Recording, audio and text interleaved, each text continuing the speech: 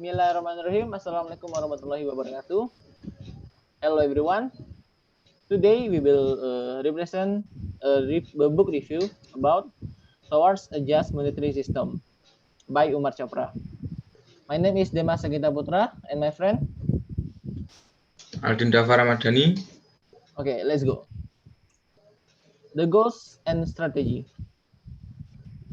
Ibn al-Qayyim said that the basis of the Sharia is the wisdom and welfare of the people in this world as well as the hereafter.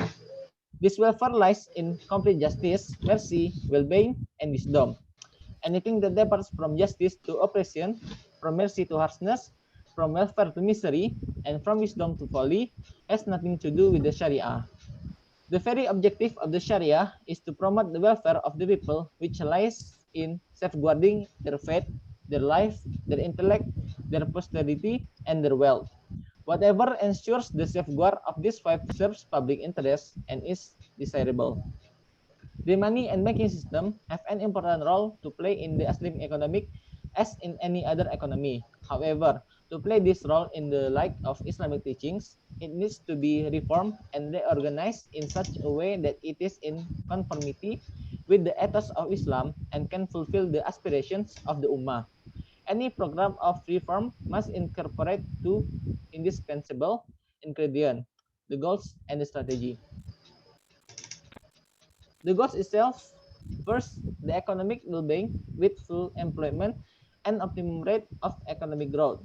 Second, socio-economic justice and equitable distribution of income and wealth. Third, stability in the value of money. The fourth, mobilization and investment of savings. And the last is effective rendering of all services normally from the banking system. The strategy. The most important element of the Islamic strategy is the integration of all supposedly mundane aspects of life with the spiritual to bring about a moral uplift of the human being and the society in which he lives.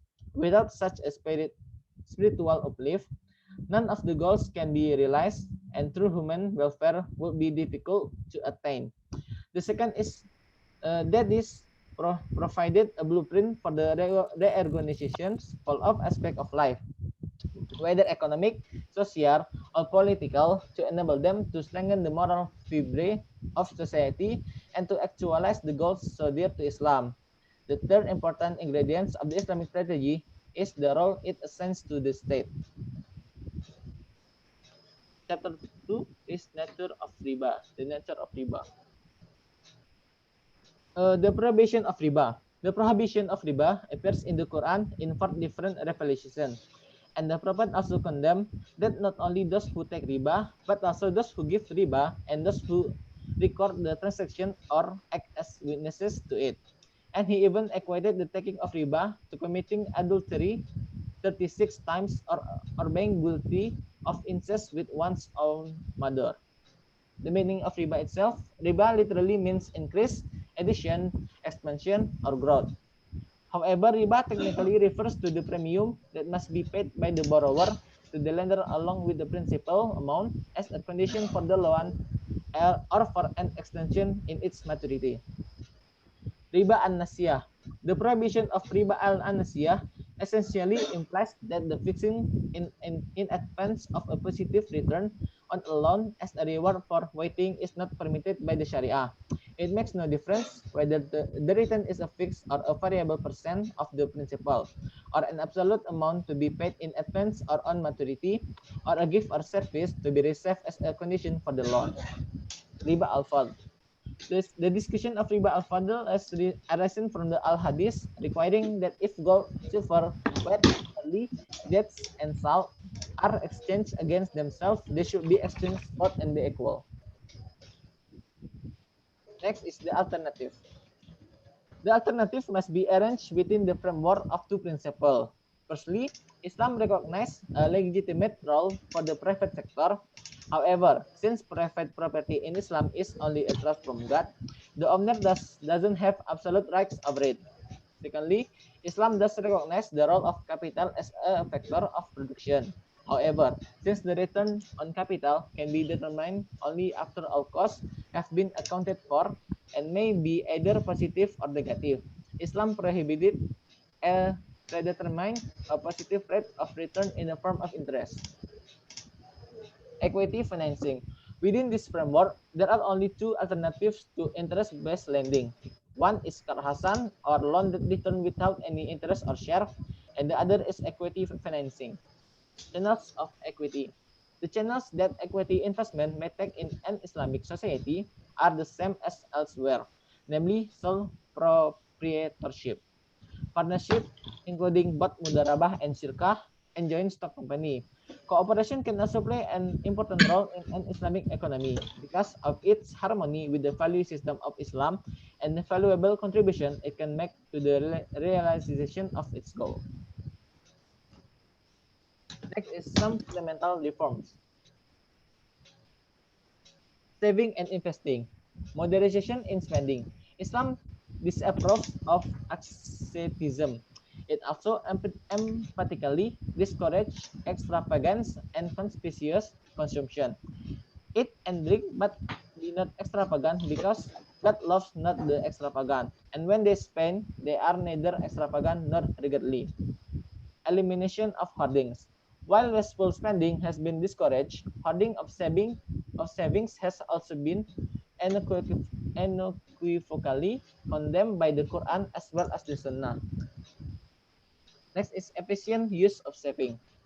It will be necessary to organize and regulate the money and banking system in such a way that it not only ceases to promote wasteful spending but also mobilize savings and channels them into socially productive uses. Under no circumstance should the system encourage or facilitate the production or consumption of goods and services that carry a lower priority in Islamic value system. Next is government spending.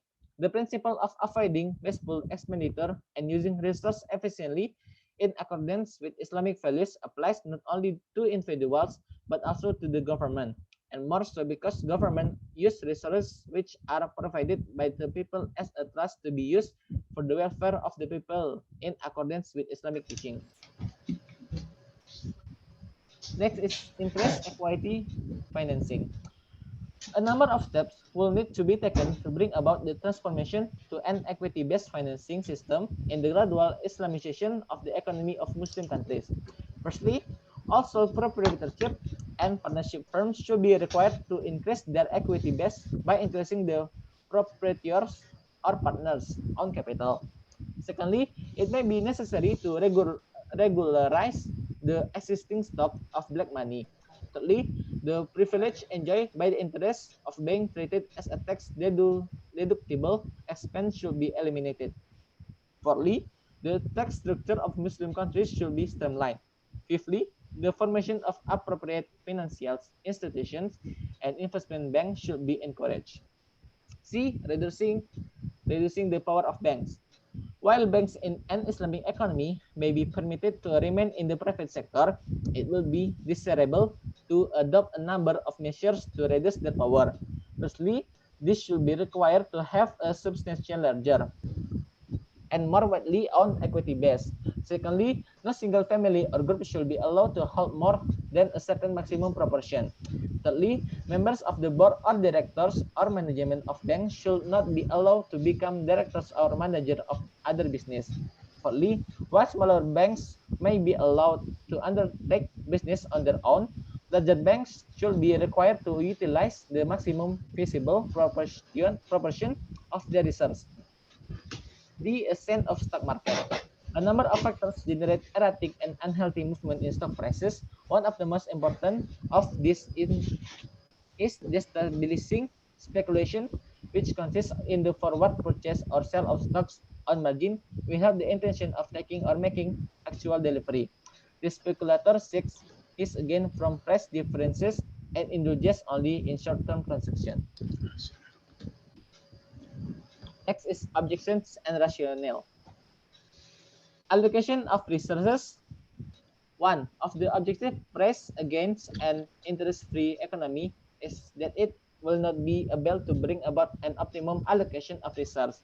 The reason given for this is that interest is a price, and like all prices, it performs the function of allocating scarce, loanable funds among the infinite users of such funds in an objective manner on the basis of ability to pay the price. Savings and capital formation.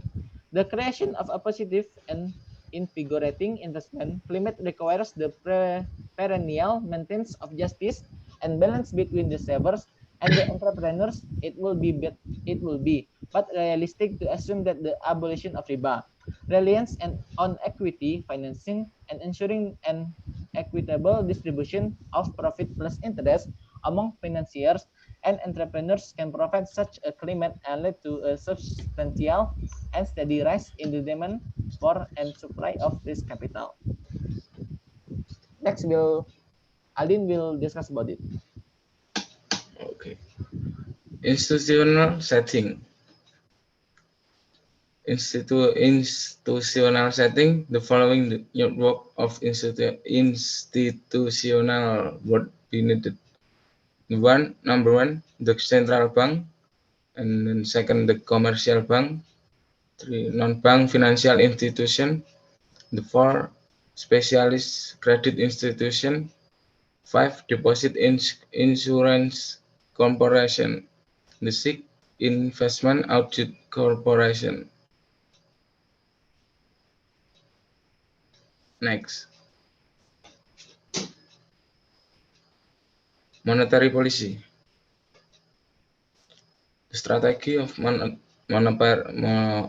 monopoly policy to ensure that monetary growth is sufficient and not excessive.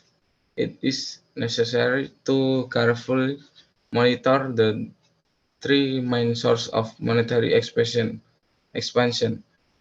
Two of them are domestic. First, finance the government budget deficit by borrowing from the central bank. Second, the expansion of deposit through the creation of credit in commercial bank. Three, in its external, monetary surplus balance of payment abroad.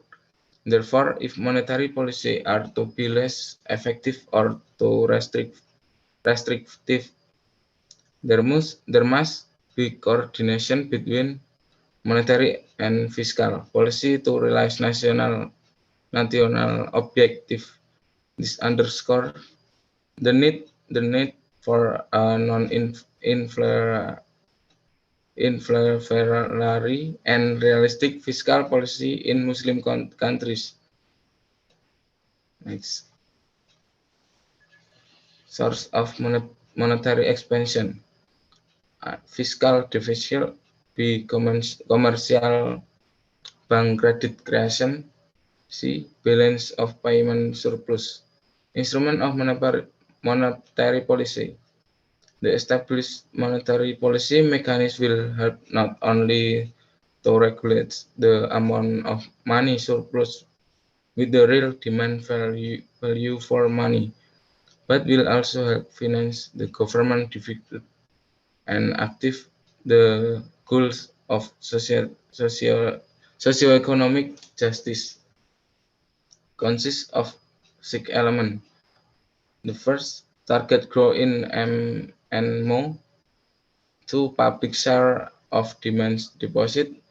Third, statutory reserve requirement.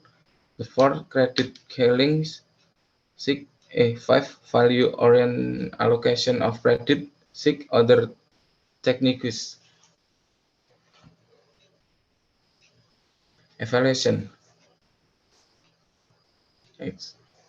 Evaluation, the Islamic approach.